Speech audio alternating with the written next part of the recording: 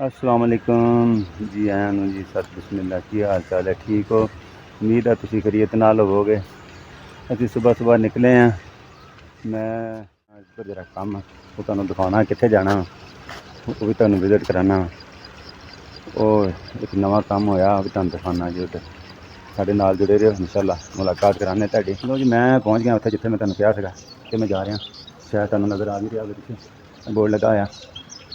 ਇਹ जानते होगे तुसीं फैसलाबाद एक नाँ है मुफ्ती मोहम्मद अमीन साहब का मौलाना मुफ्ती मोहम्मद अमीन।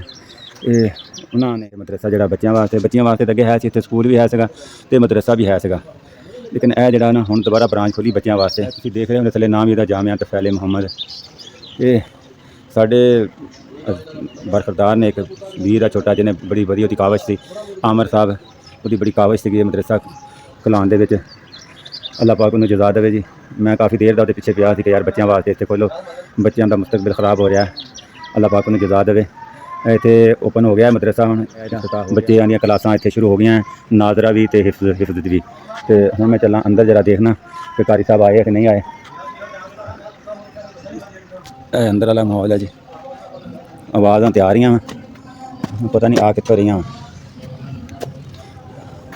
जो नवी कंस्ट्रक्शन भी हो रही है अगे बरामदा बनन रहा पिछले कमरे है सके पूरा सैटअप बन गया है। तुसी कोशिश करो बच्चों को इत्थे भेजो ताकि बच्चे तलीम हासिल कर सकन।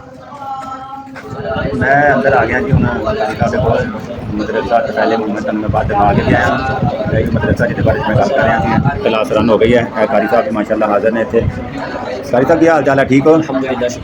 ये दस दो टाइम टेबल की है माशाअल्लाह जरा सलाम लै लो साडे नाल तुसीं ते की टाइम 6 बजे तक सुबह का की टाइम है मदरसे का इफ्तिताह जो है वो तकरीबन 4 माह से हो चुका है। फिर क्लास भी 4 माह से जारी है। हाँ जी। और नाज़रे की जो क्लास टाइमिंग है वो हमारी है 4:30 से लेकर तकरीबन 6 बजे तक। सही है उसकी टाइमिंग के हिसाब से हम क्लास का शेड्यूल वगैरह चलाते हैं। सही है। तो इसके बाद जो है मगरिब का इशा नाज़रे वालों की क्लास सही है। और हिफ़्ज़ वालों की गर्मियों की वजह से जो है इनका टाइम रखा 4:30 बजे से लेकर 9 बजे तक। सही है। और फिर 1 बजे से लेकर 4 बजे तक ताकि बच्चों को भी कोई परेशानी ना हो। गर्मी होती है गर्मी की शिद्दत की वजह से ठीक हो। फिर मगरिब का इशा ये टाइम टेबल इनका है। ठीक हो। छुट्टी का शेड्यूल जो है वो संडे का इतवार वाले दिन का रखा हुआ है। ठीक हो। माशाल्लाह देखिए आप तुम देख रहे हो क्लास आई माशाल्लाह शुरू है इतने हिफज की भी क्लास शुरू है तो माशाल्लाह नाजरा की भी क्लास शुरू है। तुम बराए मेहरबानी इधर गौर करो बच्चों इधर भेजो ताकि बच्चे तलीम हासिल करें। हिफज की भी क्लास शुरू है नाजरा की भी क्लास इतनी चल रही है ताकि मदरसा जोड़ा ओपन किया है अल्लाह पाक इन्हूं कामयाब करे। अमर भाई को अल्लाह पाक की जज़ा जी। अभी वर्कशॉप सही साहब के नाल गड्डी काम हो रहा है तंग मैं क्या विजिट करा दी है और तुम दिखाने वर्कशॉप का जो तैयार कराने गड्डियां किस तरह तैयार हो गई। ये देखो सामने जी गड्डी तैयार कराते पे ने गड्डी सामने तैयार कराते पे सही साहब से जानने वाले ने बंदे जी गड्डी तैयार कराते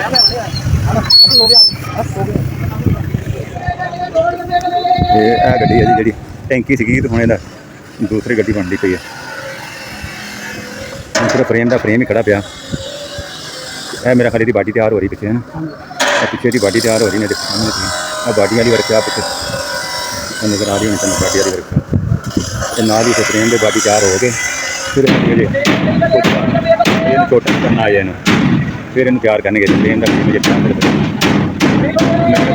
कराइए जरा ये धुप के काम हो रहा है धुप ही काम करते पे देखो वो देखो रंग वाले भी लगे रंग वाले भी लगे नाल अज तो डेंटिंग पेंटिंग वाला भी लगा होना देखो देखो भन तोड़ वाला भी भाई लगा इधर अपने अपने काम में लगे है रंग वाले इधर लगे ने रंग करते पे धुप के काम हो रहा है गर्मी भी टिका के लगी हुई है जी। मैं आया इधर सप्तैन को मैं कहती हवेली चैक करके आवा कि इन्हें प्रोग्राम बनाया पाया। देखो इधर सैटअप लगा साडा मशीन पट्ठे कुत्तन वाला हम पेंडुआं नूं तो पता लेकिन शहरी बंदे नूं नहीं पता किद्दां मशीन चलती है किद्दां पट्ठे कुत्तर होंदे आ। देखो हुण लगे पट्ठे कुत्तन ये देखो मशीन चल पई है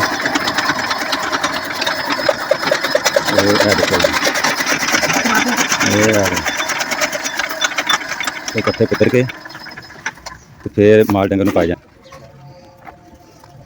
देखो सप्तैन साहब गाइयों पानी ढा के मझ पानी ढा के तो फिर असीं इन्हां दे दुध चोना है। मैं तुहानूं पूरा प्रोसीजर दिखाने हैं। ये मेहनत करनी पैंदी है तो फिर जाके ना दुध खालस दुध मिलता है। शहरी आदमी तो सिर्फ पानी का मिलिया ही इस्तेमाल कर सकते हैं लेकिन खालस दुध जो ना यही होंदा जिहड़ा आप चो लेना। साढ़े कोल मझ भी है माशाअल्लाह शाह साहब ने नवीं लिआंदी सी।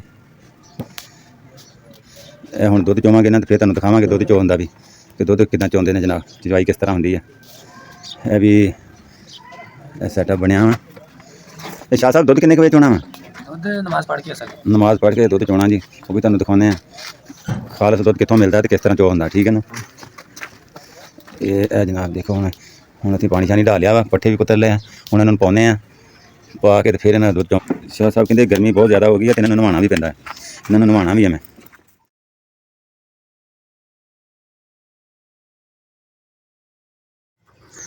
ਮੈਂ ਲਓ ਜੀ ਹੁਣ ਮਾਲ ਨੂੰ ਨਾ ਪੱਠੇ ਪਾ ਦੇਣ ਲੱਗੇ ਆ ਤੇ ਨਮਾਜ਼ ਪੜਾਂਗੇ।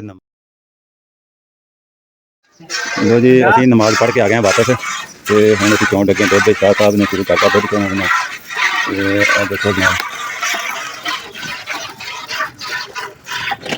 ਸ਼ਾਹ ਸਾਹਿਬ ਕਿੰਨਾ ਕੁ ਦੁੱਧ ਦੇ ਦਿੰਦੇ ਇੱਕ ਟਾਈਮ ਦਾ? ਮਾਸ਼ਾ ਅੱਲਾਹ ਕਹਿੰਦੀ ਜੀ 12-14 ਕਿਲੋ ਦੁੱਧ। ਮਾਸ਼ਾਅੱਲਾ ਜੀ ਮਾਸ਼ਾਅੱਲਾ। ਮੱਝ ਕਿੰਨਾ ਕੁ ਦੇ ਦਿੰਦੀ ਹੈ? ਤੂੰ ਵੀ ਲੱਗਾ ਮੱਝ ਥੱਲੇ ਬਹਿਣ? ਉਹ ਇੱਧਰ ਵੱਡੇ ਸ਼ਾਹ ਸਾਹਿਬ ਇੱਧਰ ਬੈਠੇ ਨੇ ਤੇ ਛੋਟੇ ਸ਼ਾਹ ਸਾਹਿਬ ਉੱਧਰ ਲੱਗੇ ਨੇ ਬਹਿਣ। ਇਹ ਖਾਲਸ ਦੁੱਧ ਇਸ ਤਰ੍ਹਾਂ ਮਿਲ ਸਕਦਾ, ਬਾਕੀ ਦੋਜੀਆਂ ਕੋਲੋਂ ਤੁਸੀਂ ਕਹੋ ਨਾ ਖਾਲਸ ਦੁੱਧ।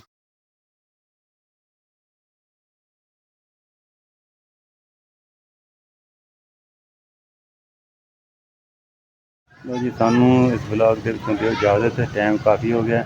ਇਨਸ਼ਾਅੱਲਾ ਕੱਲ੍ਹ ਮੁਲਾਕਾਤ ਹੋਏਗੀ। ਅੱਲਾਹ ਹਾਫਿਜ਼।